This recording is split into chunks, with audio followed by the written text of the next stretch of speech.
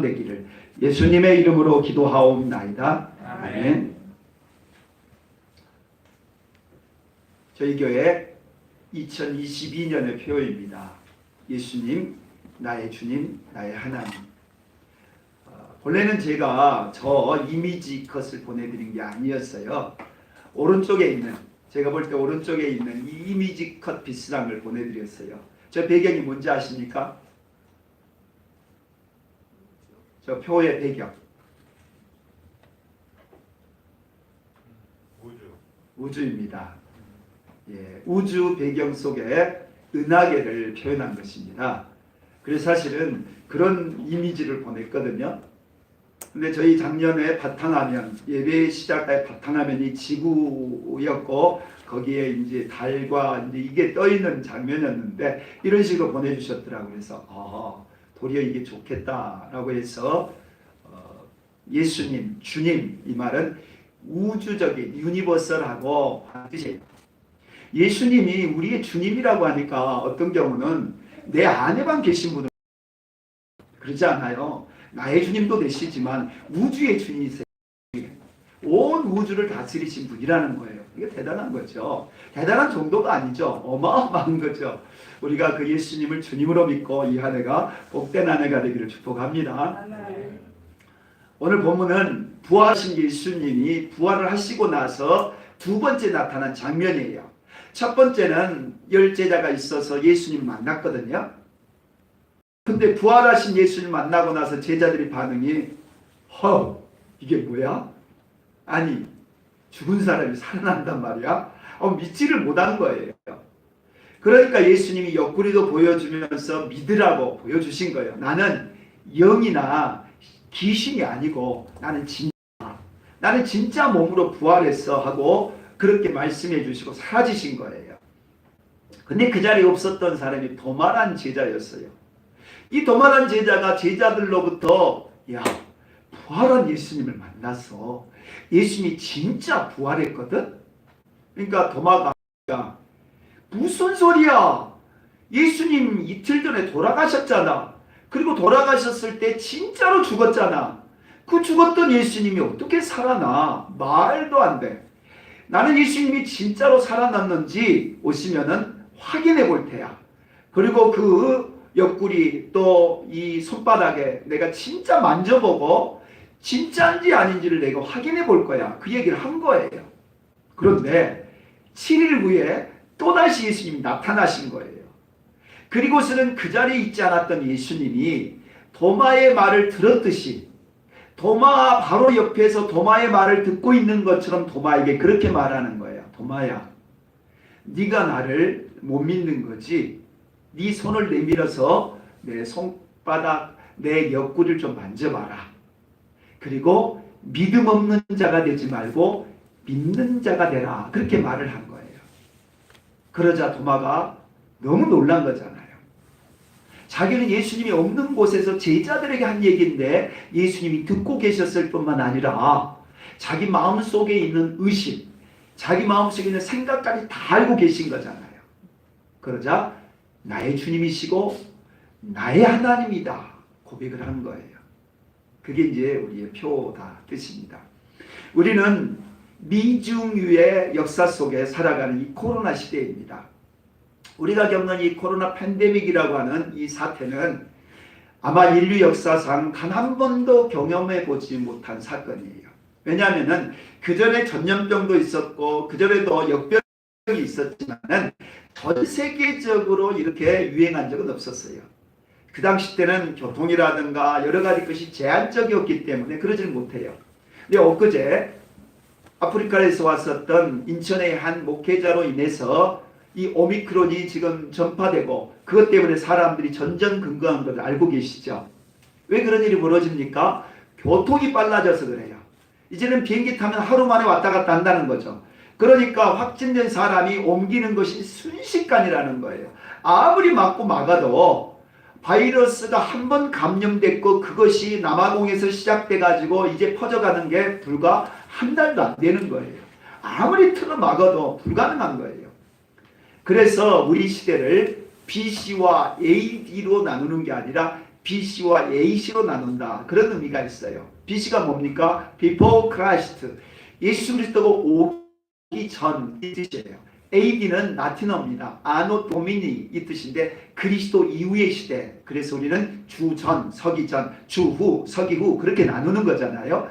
그런데 이것을 before 코로나, after 코로나 그렇게 나눈다는 거예요. 아마 앞으로 10년 후, 20년 후, 아니 우리 젊은이들은 오랫동안 살아가면서 우리 젊은 시절에 코로나라는 게 있었는데 이 코로나라고 하는 게 2년 가까이 있었고 그 시절에는 정말 아무것도 못했어. 아마 호랑이 담비 피는 시절처럼 얘기를 할지 몰라요. 그렇게 코로나라고 하는 것이 우리 인생의 분수령이 되었다는 거예요. 그런데 이제 2022년은 이 코로나부터 탈출되어진 애프터 코로나 또는 애프터 디시즈 재앙 이후에 질병 이후의 시대다. 그렇게들 말들 합니다. 아마 내년에는 정상적으로 많이 복귀할까 싶습니다. 그런데 이 도마와 같은 신앙의 고백을 하는 사람들은 사실 쉽게 할 수 있을까요? 우리는 조금 이따 1년 재정에 대한 현황을 보게 될 거예요. 교회 다니는 사람은 저 밖에 있는 사람들이 볼 때는 미친 사람들이에요. 제정신이 아닌 거예요. 왜냐하면 교회를 다니는 사람들은 시간 들여서 예배드리러 왔고 몸 바쳐 봉사하고 심지어는 헌금까지 해요. 헐, 말도 안 되는 일이잖아요. 아니, 피 같은 돈을 어떻게 헌금을 해요? 저 사람들이 봤을 때는 미쳐도 보통 미친 게 아니죠. 그러니까 우리 친구 중에 한 친구가 나 하나님이 안 믿어져요. 나 예수님이 안 믿어져요. 그게 정상인 거예요. 저 바깥에 있는 사람들에게 아무리 설명을 해도 예수님을 못 믿고 하나님 못 믿는다는 게 정상인 거예요. 하나님 보여요? 보이잖아요. 하나님 어떻게 만나서 나타난 거 봤어요? 없잖아요. 그러니까 하나님을 믿는다라고 하는 것은 기적이에요. 예수님이 나의 주님 되시고 나의 하나님이라고 고백할 수 있다는 것은 내 노력으로 되어지는 게 아니라는 거예요. 어렸을 적에는 부모님 따라서 교회 나와서 뭣도 모르고 다닐 수 있지만 이제 이성이 발달하는 청소년 시절부터는 고민을 하게 되는 거예요. 진짜인가? 내가 어렸을 때부터 들어왔던 얘기가 진짜야? 그 고민을 하는 게 정상적인 거예요. 그게 당연한 거예요. 그 과정 없으면은 나중에 교회를 떠나요. 나이 들어서라도 떠나는 거예요. 그리고 엉뚱한 짓 하고. 교회 생활을 하면서도 엉뚱한 짓 하는 사람 많잖아요. 목회자들도 그렇고. 왜냐하면 진짜 하나님을 만나지 못했기 때문에 그래요. 그래서 성경에서는 구원은 선물이고 구원은 기적이고 구원은 은혜다. 그렇게 말해요. 선물은 뭐예요? 내가 노력한 게 아니에요. 그냥 준 거예요. 준 걸 내가 받으면 되는 거예요. 구원이 뭐라고요? 선물이라고요. 하나님이 그냥 주신 거예요. 우리가 예수 그리스도를 우리가 하나님 아버지를 몰랐잖아요. 근데 그냥 예수님이 나에게 믿으라고 말씀해 주신 거고 하나님이 내 안에 찾아오신 거예요. 선물로 찾아오셨다는 거예요. 그것을 내가 그냥 받아들이면 내 것이 되는 거예요. 그래서 구원은 노력이 아니고 구원은 행위가 아니고 구원은 은혜다. 그렇게 말해요. 믿으시기를 축복합니다. 이것은 선물로 받아들이라 라는 거예요. 나 싫어. 그러면 내 것 될 수 없는 거죠. 그러나 아멘 하면 내 것 된다. 이 말입니다. 그래서 구원으로 이 한 해가 예수님이 나의 주님 되신 한 해가 되기를 바란다 라는 것이죠. 우리 중에 이런 오해가 있어요. 나는 교회 생활 열심히 했고 나는 교회에 충성했고 나는 교회에서 직분도 맡았으니 난 천국 갈 거야. 착각한 사람들이 있어요. 대다수는 천국 갈 수 있겠지만 그 중에 천국 못 가는 사람도 있어요. 반대로 교회를 한 번도 안 다닌 사람이에요. 그 교회가 없어요. 북한이 그렇잖아요. 근데 북한에서 40년 만에 써왔던 성경을 보내왔다던 성경. 이제 다 헤어지고 헤어졌던 성경을 손으로 써가지고 보내왔다고 그래요. 그 사람들이 어떻게 믿을 수 있어요? 없잖아요. 혼자 믿어온 거잖아요. 그런데 40년 전에 부모님을 통해서 예수님 믿었다는 거예요. 근데 그것을 혼자 지켜온 거예요. 그 교회라고 할 수는 없잖아요. 혼자 신앙생활 해온 거지. 중국 땅에 가서 어떻게 복음을 전했어요. 그래서 그 복음을 받아들였어요. 그리고 북한에 돌아왔어요. 아무도 없잖아요. 근데 중국 땅에서 만났던 그 예수님을 혼자 지키면서 신앙생활을 해왔다는 거예요. 그 사람은 구원을 받는 거예요. 교회 안에 있으면서 평생 신앙생활을 했지만 구원 못 받는 사람이 있는가 하면은 단 한 번 중국 땅에서 복음 메시지 들었는데 그것을 지켜서 구원 받은 사람이 있다는 거예요. 왜 그러는 거예요? 구원은 행위를 얻는 게 아니어서 그래요. 내가 평생 주를 위해서 행위를 했기 때문에, 내가 착한 일을 행했기 때문에 구원이 아니에요. 단 한 번 믿었지만 단 한 번 받아들였던 그 선물을 내 것으로 간직하고서 믿음을 지키는 것이 구원이 되더라라는 거예요. 그래서 구원은 은혜다 그래요. 구원은 선물이고, 그냥 예수님을 내가 주로 믿고 예수님을 내가 하나님으로 고백할 수 있는 것은 그냥 보너스, 선물로 주어진 것이다 라는 얘기예요. 오늘 우리는 2020년을 시작하면서 예수님이 나의 주님이시고 나의 하나님이라는 이 신앙의 고백, 이것이 무슨 의미가 있는가를 찾아보고자 합니다. 첫 번째는 예수님은 우리 신앙의 기초가 된다라는 얘기예요. 건물을 지을 때 뭐합니까? 땅을 파고 공구리를 치고 그 위에 이제 기둥을 세우는 거예요. 이 기둥이 있어야지 건물을 세워요. 만약에 저 롯데타워처럼 100층이 넘는 그 건물을 세우려면 깊이 파야 되겠죠. 깊이 파야만 그것이 나중에 넘어지지 않을 것입니다. 우리 모든 신앙도 마찬가지예요. 기초가 있어야 돼요. 기초 없이 세워질 수 있는 건 아무것도 없어요. 우리 신앙생활에 있어서 기초, 그게 바로 예수 그리스도다라는 얘기예요. 나라도 마찬가지입니다. 나라가 세워진다라고 하는 것은 나라의 헌법이 있다라는 거고, 그 헌법에 의해서 나라가 조직된다는 거예요. 그리고 그 조직을 운영하기 위해서 법률이 필요하고 조례가 필요하고 규칙이 필요한 거예요. 그래서 어떤 집단이든 어떤 사회든지 간에 반드시 법이 있고 그 법에 기초해서 운영이 되는 거예요. 작은 구멍가게도요, 나름대로 규칙이 있어요. 그러니까 모든 집단이나 개인에게 있어서는 시작에 기초가 있는 거예요. 그 기초 위에 나라가 세워지기도 하고 집단이 세워진다라는 뜻이에요. 우리가 동성혼에 대해서 반대를 합니다. 특히 기독교가 이 동성혼을 합법화할 수 있는 차별금지법에 대해서 반대를 합니다. 그 이유가 뭡니까? 동성애는 개인의 선택이에요. 그렇기 때문에 그것까지 막을 수는 없다는 거예요. 나 재짓겠다고 하는데 어떻게 그걸 막아요? 나 남을 죽여야 되겠다 하는데 그걸 막을 수가 없다는 거예요. 그렇지만은 동성혼이라고 하는 건 뭐냐면은 법으로 동성애자들의 결혼을 합법화시켜주는 거예요. 그 법률로 정해지는 거란 말이죠. 그러니까 만약 이 법이 통과된다라고 한다면은 이제는 남자끼리 결혼하고 여자끼리 결혼하는 것이 당연히 되어지고, 만약 거기에 대해서 반대를 하면 법을 어기는 게 되는 거예요.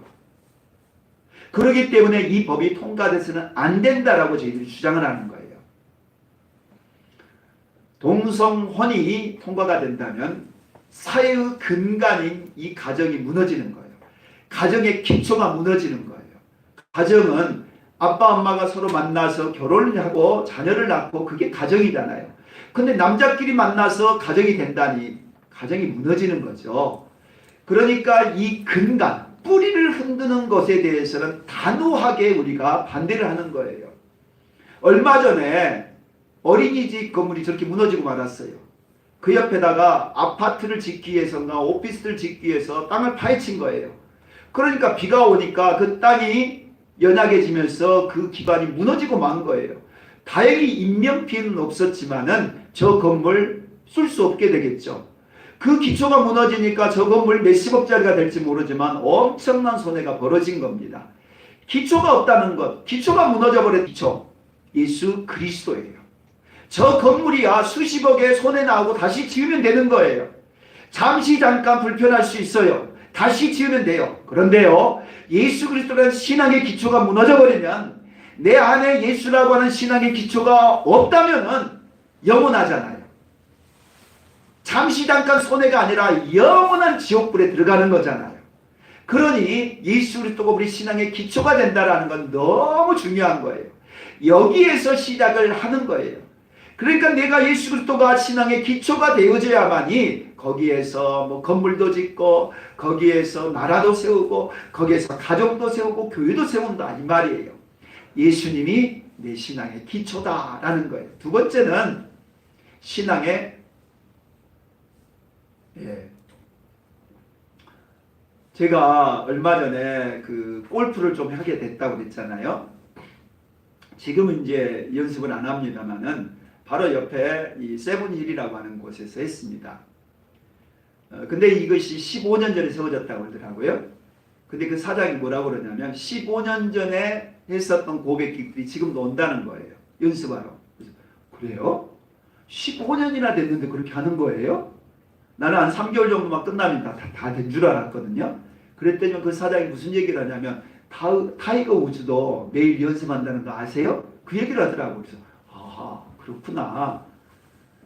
유명한 스타가 되고 유명한 운동선수가 되면은 아무것도 안 해도 된 줄 알지만 그렇지 않아요. 매일 기본기를 다져요. 매일. 그래서 야구 선수는 기본기 배팅을 매일 몇천 번씩 한다고 그러고요. 유명한 축구 선수 호날두도 매일 이 드리블 연습을 한다고 그래요. 마찬가지입니다. 악기를 다루는 이 연주가들도 매일 음을 다시 맞춰요. 이 음을 맞춘 다음에 그 다음에 또 연습을 한다고 그래요. 우리의 신앙의 기본기로 돌아가야 된다는 거예요. 우리가 아무리 열심히 했고 잘했고 또 지난날 잘했다 할지라도 그것이 전부가 아니에요. 다시 돌아가야 돼요. 어디로요? 기본기로. 예수 그리스도가 나의 주님 되시고 나의 하나님이 된다라는 이 신앙 고백으로 돌아가야 된다라는 얘기예요. 두 번째는 신앙의 출발입니다. 비슷한 의미 같은데 약간 달라요. 기본기라고 하는 것은, 기초라고 하는 것은 이 공간적인 의미가 있어요. 기초를 닦고 그의 건물을 세울 때 이 기초의 시작의 의미가 있다고 한다면 출발은 시간적인 의미가 있어요. 시간에 있어서도 출발할 때가 있고 시간에 있어서 끝날 때가 있다라는 의미예요. 둘 다 출발이라는 의미를 가지고 있지만은 기초가 된다라는 것과 출발이라고 하는 것이 시간과 공간으로 약간 나누어진다 볼 수 있어요. 인간은 태어날 때가 있죠. 그리고 죽을 때가 있어요. 우리가 저 중에 어느 단계에 있을지 어린아이는 아니겠죠. 두 번째 단계에 있는 사람, 모든 사람은 태어날 때가 있고 죽을 때가 반드시 와요. 시작할 때가 있으면 끝날 때가 있다는 거예요. 입학할 때가 있으면 졸업할 때가 있는 것입니다. 입사할 때가 있으면 퇴사할 때가 있는 겁니다. 모든 것은 시작이 있고 끝이 있어요.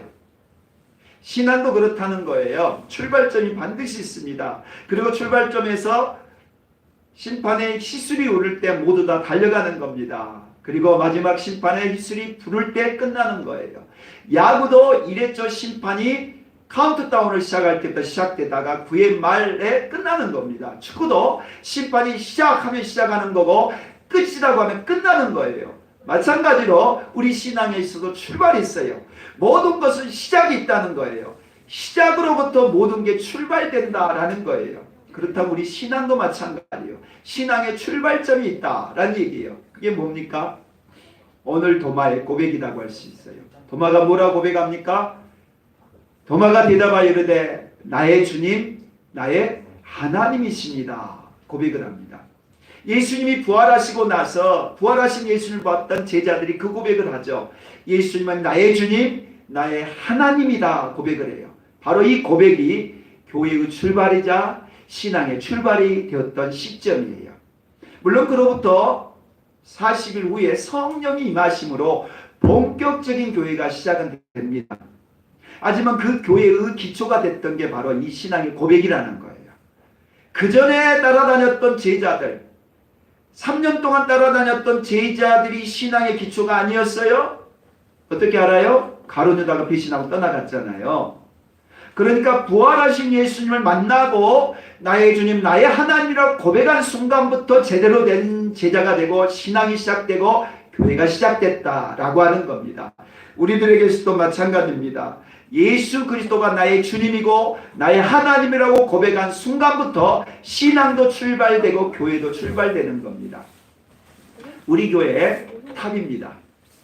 7층에 올라가 보면 우리 교회에 탑이 있습니다. 근데 지난 토요일 날 와서 저렇게 뜯었습니다. 태풍 때마다 오면은 올라가 봐서 도대체 괜찮은가? 언제까지 괜찮을까 늘 염려를 했습니다. 왜냐하면 태풍 때 첨탑이 무너졌다는 얘기를 들을 때마다 덜컹덜컹 하는 거예요. 그런데 최근에 파주시에서 이렇게 불안한 첨탑을 이 파주시의 돈으로 해주겠다라고 하는 거예요. 그런데 얼마 전에 어떤 그 문자였냐면 우리나라가 공산주의 국가냐, 무슨 예배당의 철밥을 정부에서 무너뜨리고 파괴시키냐라는 이 문자가 돌아다닌 거예요. 그래서 제가 그 얘기했습니다. 그게 아니고 시에서 도와주려고 하는 거다. 시에서 이태로운, 그리고 대개는 그 어려운 교회들, 작은 교회들의 이 상황이 그렇단 말이죠. 저게 벌써 15년이 넘었는데 언제까지나 그게 튼튼하겠어요? 무너질 수밖에 없잖아요. 근다고 해서 작은 교회 계속 보강하면서 살 수는 없잖아요. 그러면은 철거해야 되는데 저 철거랑 돈이 많이 들어간단 말이죠. 그런데 시에서 해주겠다 그러니까 잘됐다 해서 시한테 부탁을 했는데 문자는 거꾸로 뭐라 돌아다녀요? 정부가 교회를 박해를 하고 있는데 교회 십자가까지도 파괴시킨다. 그런 식으로 문자가 돌아다닌다니까요. 그러니까 이 시대에 정신 차려야 되는 거예요. 똑같은 사안인데 정반대 얘기를 하는 거예요. 정부가 도와줘가지고 우리가 돈 들여야 해야 될 걸 해준다. 그런 역사를 거꾸로 뭐라고 그래요? 정부가 십자가를 파괴시키고 있네. 그렇게 말할 수 있다는 거예요. 어쨌든 교회는 십자가가 아니에요. 교회는 예배당이 아닙니다. 교회는 예수님을 신앙 고백하는 사람들이에요. 우리가 교회라는 거예요. 내가 교회인 거예요. 그러니까 예수 그리스도를 주님으로 믿고 신앙 고백을 하면서부터 우리가 신앙에 출발을 한다라는 얘기입니다. 모든 것은 출발이 있습니다. 가정의 출발은 결혼입니다. 결혼하지 않으면 어른이 아니에요. 그래서 옛날은 상투를 틀지 못했어요. 결혼해야만이 상칙을 받았던 거예요. 가정도 마찬가지예요. 결혼하지 않고나 가정이 있을 수가 없고 예수님이 나의 주님이시고 나의 하나님이라는 고백 속에서 시작되는 거예요. 주님이시고 나의 하나님이심을 믿습니다. 시작만 그러냐? 기초만 그러냐? 시작만 그러냐? 아니에요. 예수님이 주님 되신다는 것은 모든 것 된다 이런 뜻이에요. 주님이라는 뜻은 로드라는 이 주인이라는 의미예요. 근데 그냥 주인이 아니에요. 주인에게 모든 것이 있는, 믿고 예수님을 주님이다 라는 고백을 했다면 우리는 사실 내 권리가 없어요. 예수님의 것이기 때문에 예수님만이 나의 모든 것 되는 거예요. 그게 주님이라는 고백이에요. 우리가 예수를 주로 고백하고 예수를 하나님으로 믿었다라는 것은 그냥 한 고백이 아니라는 거예요. 나의 전부가 예수님이다 라는 얘기예요. 전부가 예수님이라는 뜻은 뭐예요? 예수님 위에 플러스 nothing이다 라는 얘기예요. 예수님 플러스 제로란 뜻입니다. 예수님 위에 그 어떤 것도 있어서는 안 되는 것. 그게 전부예요. 그렇지 않아요? 부부가 전부란 뜻은 뭐예요? 부부가 하나란 뜻은 둘이가 하나고 그 위에 그 어떤 것도 개입돼서는 안 되는 게 부부가 한 몸이란 뜻이에요. 우리 주님과 한 몸 된 것, 그게 바로 전부다 라는 뜻이에요. 그러니까 주님 것이 내 것이고 내 것이 주님 것이 되는 관계, 그 사이에 그 어떤 것도 들어올 수가 없다는 거예요. 자식도 들어와서는 안 되고 돈도 명예도 자존심 심지어 자기 자신도 그 안에 들어올 수가 없다는 거예요. 나와 주님과의 관계는 그 어떤 것도 들어올 수 없는 관계, 그게 예수님이 전부다라는 거예요. 그러니까 예수님이면 다 된다는 얘기죠. 이런 광고 보셨습니까? 0 플러스 1이 100이고 100 마이너스 1은 제로. 물론 수학적으로는 저게 맞는 얘기죠. 등호를 넘어가서 마이너스 1하면 제로 맞잖아요. 맞는 얘기인데 저 의미가 복음 광고에서 한 의미입니다. 제로는 우리 인간, 죄인된 인간, 나에게는 아무런 가능성이 없는 제로 같은 인간. 그런데 플러스 1은 예수 그리스도를 뜻합니다. 무기력하고 우울하고 또한 그렇게 죄인된 우리들에게 예수 그리스도가 오셨다는 거예요. 그랬더니만 100% 인간, 퍼펙트한 인간이 되었다 뜻이에요. 그런데 완전했던 인간인 나에게 예수 그리스도를 잃어버리면 나는 아무것도 아닌. 그래서 예수로 인해서 나의 전부가 이루어지고 예수 그리스도가 없는 세상은 아무것도 없는 제로의 상태다는 복음 광고예요. 올 한 해 우리의 신앙의 고백 속에 예수님이 나의 전부가 되어주시고 예수님 없으면 아무것도 없는, 그래서 예수님이 100%가 되어주는 한 해가 될 수 있기를 축복합니다. 외로운 분 계시죠? 힘든 분도 계실 겁니다. 아니 너무 괴로운 분도 계실 거예요. 근데 외롭다는 뜻은 혼자란 뜻이잖아요. 그 외로움을 나의 전부가 되어주신 분이 차지를 해주시고 채워주신다면 외로움을 이길 수 있겠죠. 힘들어요. 힘든데 전부가 되시는 100%가 되시는 그분이 나의 도움이 되어주신다면 힘들지 않겠죠. 고독하든 슬프든 내 인생 속에 찾아온 여러 가지 불행한 그런 일들 속에 예수 그리스도가 주님으로 오신다면 100% 예수님이 내 인생의 주인 되어 주신다면 더 이상의 두려움, 더 이상의 염려는 없을 수가 있어요. 예수님이 내 인생의 주님이 되어 주신 것, 예수님이 내 인생의 전부가 되어 주신다면 더 이상 내가 걱정할 필요가 없다는 거예요. 예수님이 주인 되어 주신다고 하니까 예수님은 나를 강압적으로 억압하고 나를 막 폭압적으로 힘들게 하는 그런 무시무시한 분으로 생각하기 쉬운데 그렇지 않다는 거예요. 오늘 찬양 불렀을 때 멀고만 인생길, 지치고 힘든 인생길이었어요. 그리고 이제는 돼지밥을 먹는 거지 신세가 됐던 탕자. 그러면서 두려웠던 것은 아버지 재산 다 써버렸으니까 내가 무슨 낯을 아버지께 가냐 이거죠. 뻔뻔해도 너무 뻔뻔하다 생각해서 못 가는 거예요. 그래서 자기 방법으로 해보려고 해보는데 갈수록 어디에 빠져요? 수렁에 빠지고 수렁에 빠져서 어디까지 갔다고요? 돼지 신세까지 갔다고요. 돼지 신세가 되니까 그제서야 무슨 생각을 해요? 차라리 아버지한테 가서 맞아 죽을지언정 내가 아버지께 가면은 아버지는 품꾼들이라도 먹여주고 집의 문 안에 이 거지들이라도 먹여주는데 지금의 이 신세보다는 낫겠다라고 해서 아버지께 돌아오잖아요. 근데 아버지가 어떻게 환영해요? 저 먼 발치에서 보이는 그 아들을 향해서 아버지가 달려가서 어긋만고 입을 맞추고 그 아들을 그렇게 자기 아들로 받아준다라고 말씀하잖아요. 예수님이 우리의 전부가 되어주실 때 하나님 그 아버지의 모습, 탕자의 아버지의 모습과 같이 우리를 받아주신다는 거예요. 우리가 예수님을 주로 믿는 것을 염려하지 말라는 겁니다. 말씀 마치고자 합니다. 예수를 믿는다는 것, 예수님을 주님으로 섬겼다는 것, 예수님이 나의 주님, 나의 하나님으로 고백한다는 것은 영적인 갓난 아이예요. 이제 응애하고 태어난 갓난 아이가 되었다는 거예요. 예수님이 나의 주님이라고 하는 걸 믿게 되었고 예수님이 나의 하나님이라는 걸 믿게 되었으니까 이제 신앙을 출발한 것이고 신앙의 기초가 이루어졌다는 거예요. 근데 거기에서 머물러 버린 한국 교회들이 너무 많아요. 내가 구원받았으니까 됐다는 식으로 그렇게 신앙생활한 사람이 너무 많다는 거예요. 근데 성경은요, 우리를 그리스도의 군사라고 하고 우리를 그리스도의 신부라고 해요. 우리 교회 표현은 그래요. 두 가지.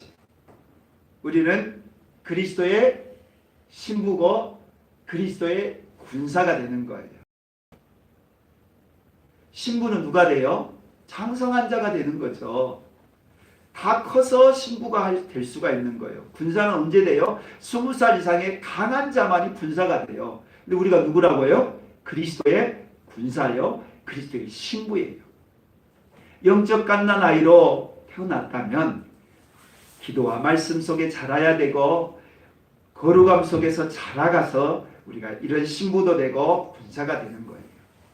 그게 우리가 장차 주님 앞에 섰을 때 모습이라고 볼 수 있어요. 우리는 구원행에 티켓을 땄어요. 그래서 예수님 따라 천국에 올라가는 십자가에 편성한 겁니다. 그러니까 여기서 내리지만 않으면 천국 가요. 달리 말하면 예수님을 주로 믿는 여러분은 오늘 죽어도 천국 간다 이 말입니다. 할렐루야. 아멘. 왜냐하면 천국행 티켓을 이미 땄고 비행기를 탔기 때문에 않는다면, 예수님만 부인하지 않는다면 오늘 죽더라도 천국 가는 거예요. 근데 거기서 끝나면 안 된다는 거예요. 그것은 시작이라고 했어요. 그건 출발이라고 했어요. 그건 기초라고 했어요. 우리는 어떻게 해야 돼요? 주님이 나의 전부가 되는 삶으로 가야 돼요. 그것이 바로 주님의 군사고 주님의 신부죠. 군사는 명령에 죽고 명령에 사는 자 아니겠어요? 그러니까 그리스도를 위해서 목숨까지 바칠 수 있는 자, 이게 군사란 말이에요. 신부도 신랑 되신 주님과 하나 됐기에 모든 걸 공유하는 거죠. 그래서 우리가 이 한 해 예수님이 나의 주님, 나의 하나님이라는 고백 속에 출발하는 이 시점에서 이제 내년 11월 30일이 됐을 때는 그리스도가 나의 신부입니다. 그리스도가 나의 군사, 나의 총사령관입니다. 하는 그런 고백할 수 있기를 축복합니다. 기도하겠습니다. 하나님 감사합니다. 2021년을 마감 짓고 저희 교회로서는 2022년을 새롭게 시작합니다. 올 한 해는 예수님을 나의